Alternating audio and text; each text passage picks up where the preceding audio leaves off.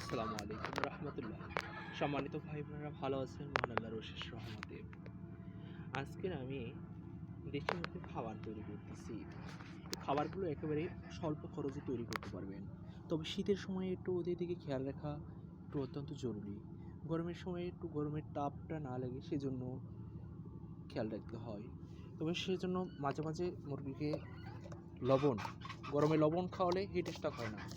আমি ব্যবহার করতেছি সামান্য লবণ। শীতকালেও লবণের উপকারিতা রয়েছে, টোকাটুকি করবো না এবং শরীরে পানি ঘাটতি থাকলে দূর হবে। এরপর দিচ্ছি হলুদ।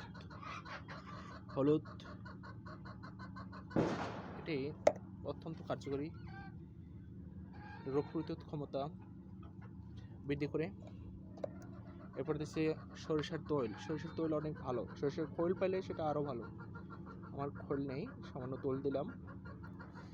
এরপর কালো জিরা, সর্বরোগের মহা ঔষধ কালো জিরা, শুধু মানুষের জন্য নয়, সবার জন্যই। কালো জিরা,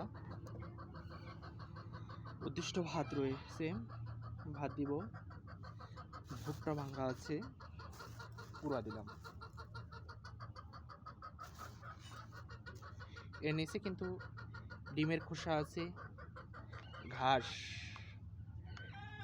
আলু শাক আছে, কলমি শাক আছে, দুবলা ঘাস আছে, পেঁপে আছে, কুচি করে দেওয়া আছে। পেঁপে কিন্তু জ্বর জারি বিভিন্ন, এমনকি টাইফয়েড বা ম্যালেরিয়া, বড় বড় মারাত্মক যে জ্বরগুলো আছে সেগুলো কিন্তু পেঁপের ছোলা এগুলো প্রচুর পরিমাণে উপকার রয়েছে। এরপর দেবো আমি চাল, ভুট্টা গুঁড়া, ভাত, এগুলো সব মিক্স করে আমার মুরগিকে দেবো।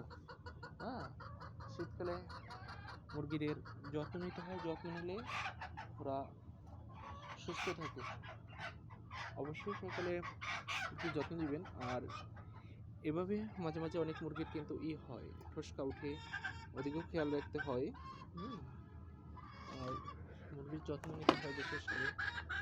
যে আমার মুরগিটা ইনশাল্লাহ ডিম পারে, এটাও ডিম পারে। যেখানে মুরগিগুলো অনেক সুন্দর, ওদের একবেলা আমি খাবার দিই, এতে ওরা সারাদিনই সন্তুষ্ট থাকে। ভালো থাকবেন আল্লাহর রহমতে।